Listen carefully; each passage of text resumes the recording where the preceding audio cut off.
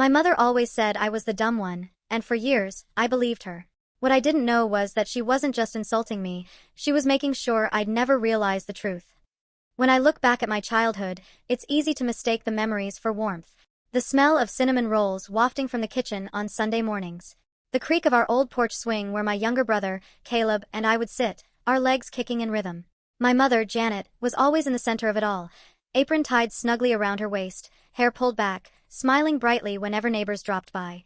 To anyone on the outside, we looked like the perfect family living in our small Oregon town. And to be fair, there were moments where it really did feel that way.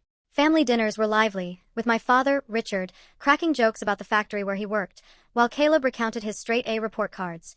Mom would beam, reaching across the table to squeeze Caleb's hand as though he was a prize she'd won. I'd laugh along, stuffing mashed potatoes into my mouth, telling myself it didn't matter that no one asked about my day. At the time, I didn't recognize the imbalance. I was the dreamer, the one who filled notebooks with doodles and half-finished stories. I'd spend hours in the backyard, constructing worlds out of sticks and stones, while Caleb meticulously charted his video game high scores.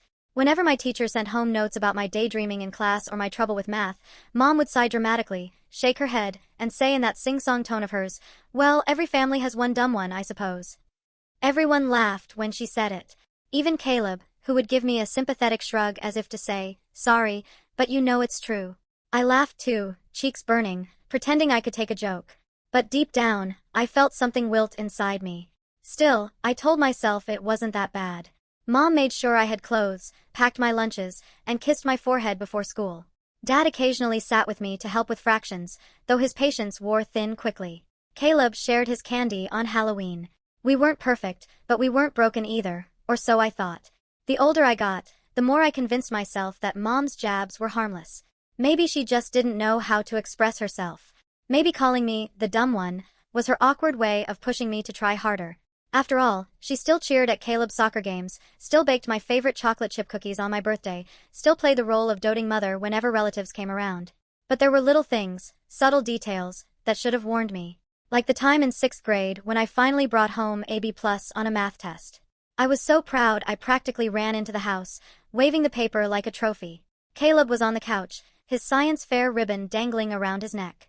Mom didn't even look at my test before muttering, "Well, I suppose even a broken clock is right twice a day." Caleb snorted, and I forced myself to smile, my excitement draining away like water from a leaky cup. Or the time I told her I wanted to try out for the school play. She laughed. Not a cruel laugh, but one that dismissed me entirely.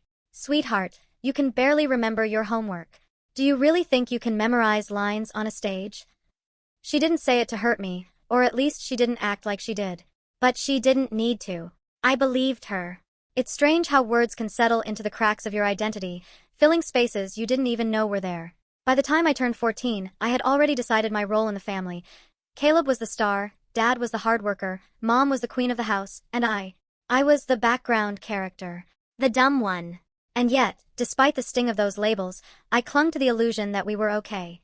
I buried myself in art, sketching late into the night, hiding my notebooks under the bed so no one could criticize them. I told myself Mom cared in her own way, she was just stressed, maybe a little harsh, but not malicious. It would take years before I understood the truth, that the stability I thought I had was false, and that Mom's words weren't careless slips of the tongue. They were deliberate. She wanted me to stay small, to never realize the intelligence and strength I had. Because the moment I saw myself clearly, she would lose the control she held so tightly over me. But back then, sitting at that dinner table with the smell of roast chicken filling the air and Caleb soaking up all the praise, I didn't know any of that. I just laughed along, convinced that family teasing was normal, that I was lucky to have what I had. And I told myself the biggest lie of all, that being the dumb one didn't really matter. High school was supposed to be a fresh start, but instead it was where the cracks in my so-called stability began to spread wide enough for me to see them. On my first day of freshman year, I sat in the cafeteria clutching a tray of pizza and chocolate milk, scanning the crowded room for an open seat. Caleb had already moved on to college prep classes, his circle of friends orbiting him like he was the sun. I, on the other hand, felt like a planet drifting off course. When I finally found a spot, I overheard two girls whispering, "That's Ellie. Her mom calls her the dumb one." The words hit me like ice water. They didn't even know me, not really. They only knew what my mother had told other parents at PTA meetings, at neighborhood barbecues, in offhand jokes that had somehow spread like wildfire. It wasn't just a family nickname, it was my identity, stamped on me before I had the chance to write my own. I tried to shake it off, but once you hear something like that, you can't unhear it. I kept wondering, is that how all of them see me? Am I really just dumb? That night, I confronted my mother timidly while she folded laundry in the living room. Mom, could you maybe not call me that anymore? At school, people. She didn't even glance up. People. Ellie, don't be dramatic. You should be grateful anyone talks about you at all. And if you don't want to be called dumb, then stop acting like it. Her words stung worse than a slap. There was no pause, no consideration, no acknowledgement that maybe she had gone too far. To her, it wasn't cruelty. It was truth. And I was supposed to accept it. That was my first real warning bell, that maybe this wasn't just teasing, maybe it was something darker. Over the next months, the bell kept ringing louder. During parent-teacher conferences, I overheard her telling my math teacher, Ellie's hopeless with numbers. Always has been. Caleb got the brains, she got, well, I don't know what she got. She laughed, and the teacher gave a polite smile. I wanted to sink through the floor. At home, she doubled down. When I forgot to take out the trash one night, she smirked and said, "See, dumb one." When I burned toast, she said, "Of course you did." When I asked for help with an essay, she sighed, "If I write it for you, will you even understand the grade you get?" Dad said nothing. He worked long shifts at the factory, came home exhausted, and pretended not to hear. I sometimes wondered if he agreed with her or if silence was simply easier. Caleb didn't help either. He'd parrot her words when he was frustrated. "You're so dumb, Ellie. No wonder Mom gets mad." It was like she'd trained him to see me through her eyes, a reflection of her narrative. The first real fracture happened during my sophomore year science fair. I worked for weeks on a project about solar energy, carefully designing a model and writing my report. I was proud of it, proud enough to hope maybe this would finally earn me a smile, maybe even praise. But when I carried my display into the kitchen to show her, she burst out laughing. "You? A science fair? Honey, you can't even change a light bulb without breaking it. Don't set yourself up for embarrassment." I begged her to at least look at it, but she waved me off, calling Caleb over instead to show him the real work she was proud of, his calculus homework. I still went to the fair. I still presented my project, hands trembling, voice shaking. But in the middle of my presentation, I saw Mom and Caleb at the back of the gym, whispering and snickering. And just like that, my courage crumbled. I stumbled over my words, forgot half my points, and left humiliated. That night, while I lay awake in bed, I realized the truth. Mom didn't just think I was dumb. She wanted me to stay that way. Because as long as I believed it, I'd never try to be more. I'd never threaten Caleb's spotlight. I'd never outgrow the role she'd written for me. The warning bell was deafening now, and though I tried to cover my ears, I couldn't unhear it. Something was deeply, fundamentally wrong, and my mother was at the center of it. By junior year, the weight of my mother's words pressed down on every part of my life. It wasn't just her calling me the dumb one anymore, it was the way she arranged the whole household around that idea, reinforcing it until I barely recognized myself. The pressure came in subtle forms at first. Caleb was applying to advanced programs, and every time a brochure arrived in the mail for some elite summer camp, Mom pinned it proudly on the fridge. When I asked if I could try out for Art Club's scholarship contest, she laughed. "Ellie, those contests are for talented kids. Don't embarrass yourself." She didn't even let me send in the application. Isolation followed like a shadow. My friends stopped inviting me to study groups because I had gained a reputation as someone who couldn't keep up. Some of them teased gently, but others were cruel. "Ellie's here for decoration," one boy whispered during chemistry lab. "She can't even balance an equation." I knew where those words came from. They were just echoes of my mother's voice, carried beyond our walls. At home, things grew tighter. Mom started policing how I spent my time. If she caught me sketching instead of studying math, she'd rip the page out of my notebook. "Do you want to stay a dumb dreamer forever? Or do you want to survive in this world?" she snapped one evening, tearing up a drawing I had worked on for days. Caleb smirked as if to say, "Better you than me." Dad stayed silent, as always. I tried once to bring it up with him, asking softly if he thought Mom was too hard on me. He rubbed his temples, sighed, and muttered, "She just wants the best for you." But his eyes didn't meet mine, and I could tell he didn't believe his own words. The isolation became more obvious during family gatherings. At Thanksgiving, while Caleb presented his robotics project to a circle of proud aunts and uncles, I was asked to set the table. Mom made a point of saying, Ellie's not really the academic type, but at least she can handle forks and spoons. Everyone chuckled politely, and I forced a smile, my cheeks burning. I couldn't shake the feeling that I was disappearing, becoming invisible except as a joke. School didn't offer much refuge. I tried to pour myself into art, sketching during lunch breaks, filling my notebooks with faces and stories. But one afternoon, I opened my locker to find my sketchbook defaced, pages scribbled over with "dumb" in black marker. I froze, stomach twisting. I didn't know who had done it, but I could guess how they got the idea. When I showed Mom the ruined sketchbook, hoping for sympathy, she barely glanced at it. Why are you wasting time with that nonsense anyway? Maybe it's a sign you should focus on something useful. That night, I lay awake staring at the ceiling, wondering how long I could keep shrinking before there was nothing left of me. The pressure wasn't only emotional, it was practical too. Mom began pushing me to take on more chores while Caleb focused on his future.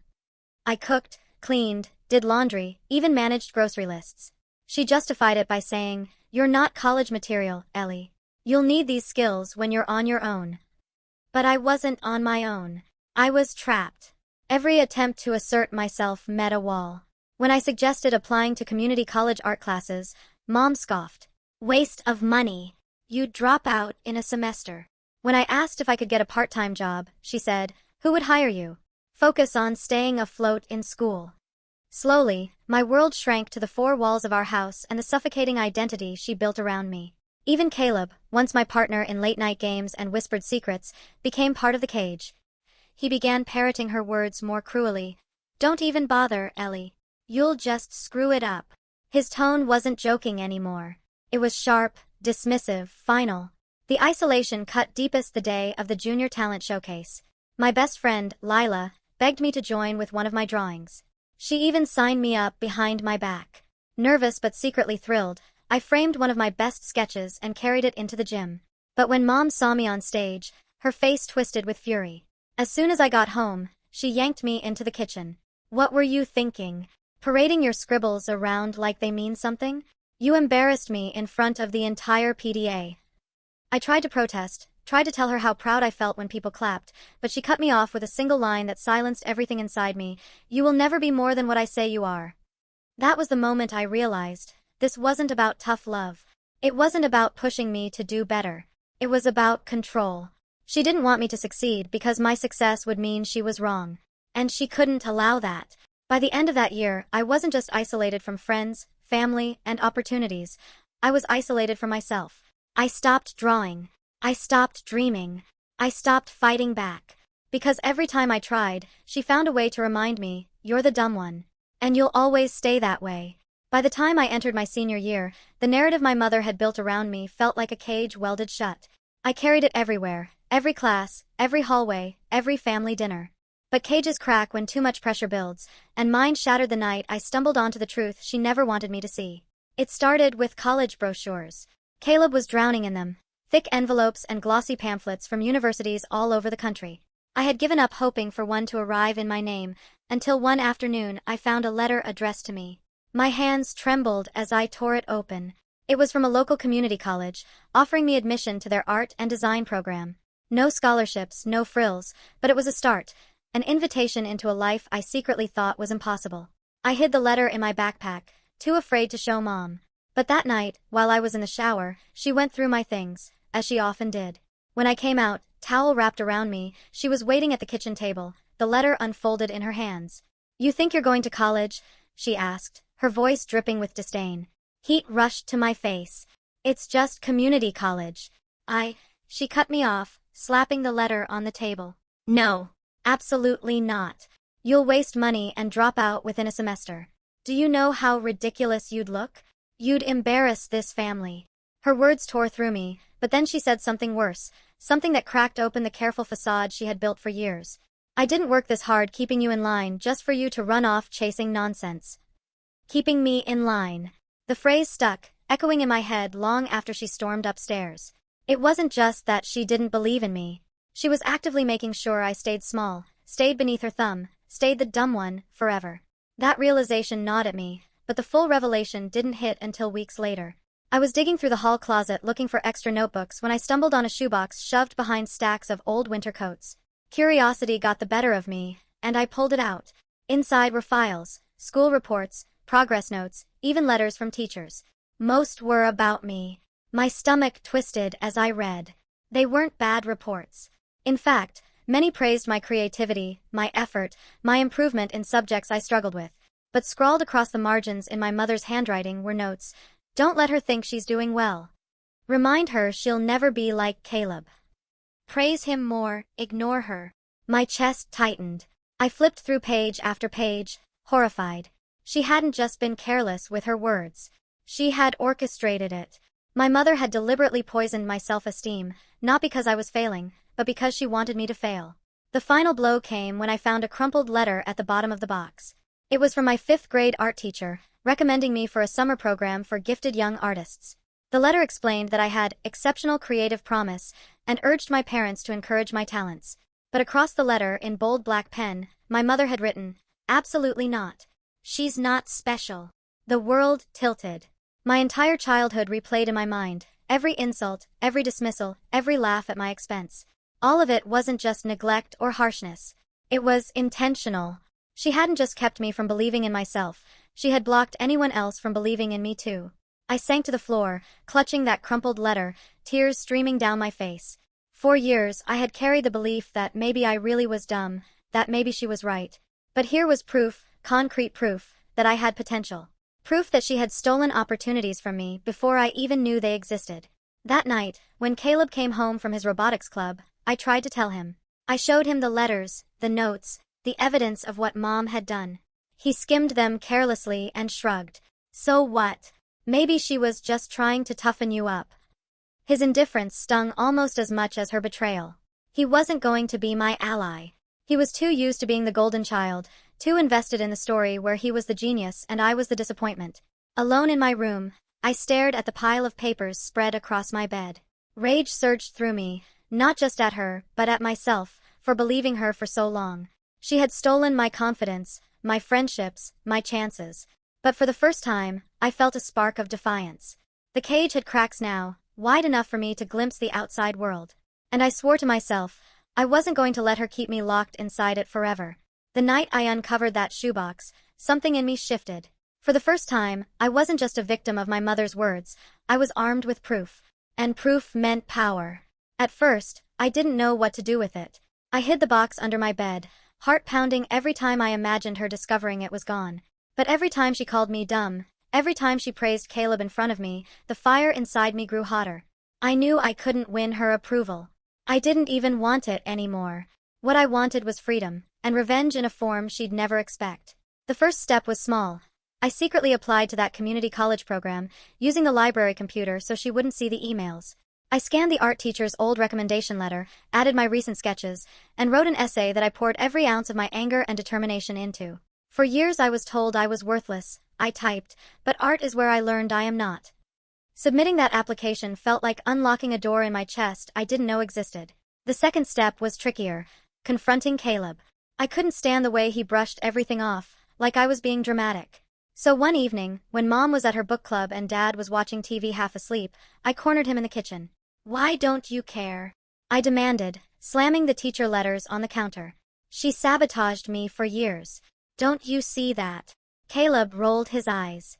"Ellie, not everything is a conspiracy. Maybe she just didn't want you to get your hopes up."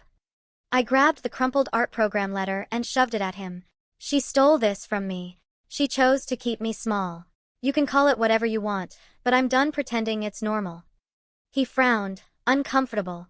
For the first time, I saw uncertainty crack through his golden boy armor.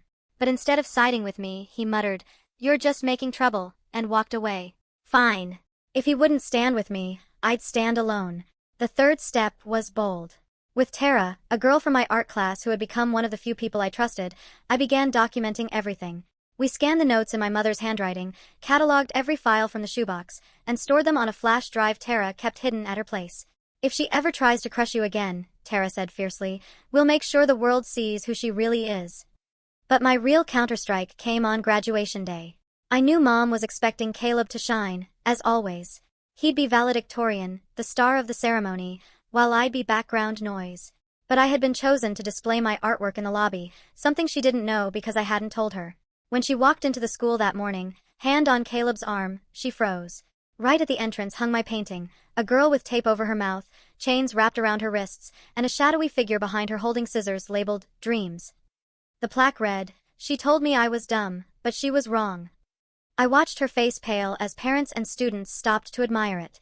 Whispers filled the air. For the first time, her narrative wasn't the only one people saw. They saw me. After the ceremony, she cornered me in the parking lot, eyes blazing. "How dare you humiliate me like that?" I didn't flinch. For the first time in my life, I looked her straight in the eye and said, "No, Mom, you humiliated yourself. I'm just telling the truth." She raised her hand like she might strike me, but then she froze. People were watching. Caleb tugged at her sleeve, embarrassed. And in that moment, I realized something important. Her power depended on silence. The moment I broke that silence, she couldn't control me anymore. That night, I sat on my bed with the shoebox beside me, scrolling through an email from the community college.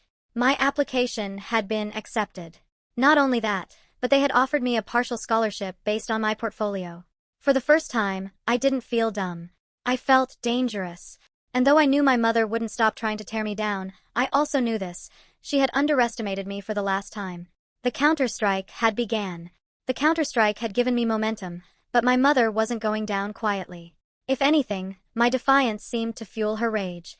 She tried new tactics, whispering to relatives that I was unstable, telling neighbors I was obsessed with victimhood, even warning Caleb's friends not to encourage me. It was the same old game of control, but now I wasn't playing by her rules. What she didn't know was that Tara and I had been preparing for the inevitable explosion. The flash drive we'd built up with scanned letters, school reports, and her damning notes wasn't just for me anymore. It was insurance. Insurance that if she ever tried to crush me publicly, I could burn her carefully curated image to the ground. The opportunity came faster than I expected. 2 weeks before I was supposed to start classes at community college, my mother organized a family dinner. She claimed it was to celebrate Caleb's internship at a major tech firm, but I knew better. I could feel it in her tone, the way she emphasized family, like it was a trap disguised as an invitation. I wasn't wrong. We sat around the dining table, Caleb glowing in his new suit, Dad pretending to care, and me quietly waiting for the hammer to drop. Halfway through dessert, Mom cleared her throat and announced, "I have something to say about Ellie." Everyone looked at me. My stomach flipped. "She's been sneaking around," Mom began, her voice dripping with venom. "Pretending she's some kind of artist. Wasting time. She even forged letters and invented lies about me to make herself look like a victim." The room fell silent. My fork clattered against my plate. "She's unstable," Mom pressed on, her eyes narrowing. "I've spent years trying to keep her on track, but now she's spreading rumors. It's time this family knew the truth. Ellie will never be anything more than a failure." It was the moment she'd been waiting for, public humiliation, a chance to reassert her dominance. But what she didn't know was that I had come prepared. I reached into my bag, pulled out my phone, and with shaking hands connected it to the Bluetooth speaker Caleb had set up earlier to play background music. One tap, and the audio file Tara and I had saved echoed through the dining room. It was my mother's voice, clear and unmistakable, from one of the notes she had recorded in the margins of my school reports. "Don't let her think she's doing well. Remind her she'll never be like Caleb. Praise him more, ignore her." The words rang out like a G*NSH*T. Caleb's smile froze. Dad's fork slipped from his hand. My mother's face went white. "That's not," she stammered, but I cut her off. "Oh, there's more," I said, tapping again. This time, the speaker played another recording, one I had made just a week earlier when she thought no one was listening. Her voice hissed through the room. "I didn't work this hard keeping her in line just for her to think she's better than she is." The silence that followed was deafening. Caleb stared at her, shock flickering across his face. For once, he couldn't brush it off. Dad cleared his throat, muttered something about needing air, and shuffled out of the room. "You set me up." Mom shrieked, lunging for the phone, but I stepped back. "No," I said firmly, my hands shaking but my voice steady. "You set me up. My whole life. And I'm done playing your puppet." Her eyes blazed, but the more she ranted, the more unhinged she looked. Caleb tried to calm her down, but even he couldn't hide the unease in his eyes. The image of the perfect, self-sacrificing mother she had cultivated for years was unraveling right there in her own dining room. I didn't stay to watch it crumble. I grabbed my bag, slipped the flash drive into Caleb's stunned hands, and said quietly, "This is who she really is. Do whatever you want with it." Then I walked out. The night air was cool against my face, and for the first time in my life, I felt free. My legs trembled, my chest ached, but I kept walking. Behind me, the house buzzed with chaos, raised voices, clattering dishes, my mother's shrieks, but it no longer belonged to me. That was the showdown. Not screaming matches, not fists slammed on tables. Just truth, finally unshackled, and a decision to walk away from the wreckage. And though my mother would try to claw back control, I knew in that moment she had lost the only thing that gave her power over me, my silence. Walking away from that house felt like walking out of a burning building, heat still licking at my back, smoke clinging to my lungs, but finally free air filling me. I didn't look back. I couldn't. For the first few weeks, the silence was almost unbearable. My phone buzzed constantly, angry texts from my mother, guilt-laced messages from Caleb, awkward, just checking in notes from Dad. I ignored them all. I needed distance. I needed to remember who I was without their constant chorus telling me I was nothing. I threw myself into my classes at the community college. For the first time, I walked into a classroom not as the dumb one, but as Ellie, the student. I sat in the front row, sketchbook open, heart pounding every time the professor called on me. And when my answers weren't perfect, I didn't hear my mother's voice sneering in the back of my head. I heard my own, reminding me I had every right to be there. But healing wasn't linear. There were nights I lay awake, replaying her words, the venom etched into my memory. You'll never be good enough. You'll always be less than Caleb. I would cry into my pillow, wondering if freedom was worth the weight of being cut off from family. Then, one afternoon in the library, my art professor stopped by my table. She held up a sketch I had been working on, a drawing of a girl with broken chains falling from her wrists, her eyes fierce and unflinching. This, she said softly, is someone who knows her own power. I broke down right there, tears soaking the paper, because for the first time, someone saw me not as a failure, not as a burden, but as an artist. As myself. Opportunities followed. My work was displayed at a student showcase. I got invited to assist in a local mural project. Each small step forward was like planting a flag in the ground of a life that finally belonged to me. Meanwhile, my mother's world crumbled. The recordings and documents I left with Caleb eventually made their way to relatives. The family that once saw her as the devoted martyr began whispering about manipulation and control. Invitations stopped coming. Neighbors avoided her at the grocery store. She tried to spin it all as my betrayal, but the evidence was undeniable. Caleb reached out a few months later, his message short, "I'm sorry. You were right. I don't know how to fix this." I stared at his text for a long time before replying, "You don't need to fix me. Just fix yourself." It wasn't forgiveness, not yet, but it was a start. As for Dad, he drifted further into the background, choosing silence over confrontation as he always had. But that no longer pierced me the way it used to.